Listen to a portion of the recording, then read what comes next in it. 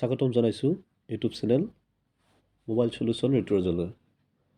মই আজি আপোনালোকক ক'বলৈ ওলাইছোঁ মোবাইলত এপছবোৰ কেনেকৈ আপডেট দিয়া হয়।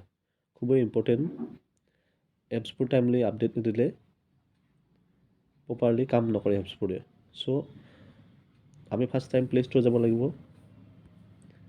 নেক্সট আমি জিমেইল একাউণ্ট যে আছে, জিমেইল একাউণ্টৰ এইটো চিম্বল ৰাইট চাইডে এইটোত ক্লিক কৰিব লাগিব। ইয়াৰ 2 নম্বৰ অপশ্যনটোত লিখা আছে মেনেজ এপছ এণ্ড ডিভাইচ, ইয়াতে ক্লিক কৰিব লাগিব।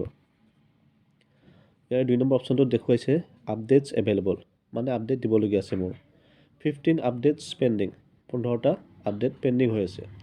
চ' যদি মই 15টা আপডেট একেলগে দিব বিচাৰোঁ তেতিয়াহ'লে আপডেট অল কৰিব লাগিব, আৰু যদি এটা এটাকৈ দিব বিচাৰোঁ তেতিয়াহ'লে আপডেটছ এভেইলেবলত ক্লিক কৰিব লাগিব। আপডেট অল দিলে বহুত MB গুচি যায়, চ' আমাৰ যিটো ইম্পৰ্টেণ্ট সেইটো লোৱা হ'ব। ঠিক আছে, ইয়াতে যাক যিটো ইম্পৰ্টেণ্ট সেইটো ল'লেই হ'ল। মই ইয়াতে লৈ ল'লোঁ টাটা কেপিটেল, আপডেট দিলোঁ। হোৱাটছআপ মেছেঞ্জাৰ এইটো আপডেট দিলোঁ। গুগল ফটো এইটো আপডেট দিলোঁ। ঠিক মই যেনেকৈ দিছোঁ আপোনাক যিকেইটা ইম্পৰ্টেণ্ট তেনেকৈ লৈ ল'লে হ'ব।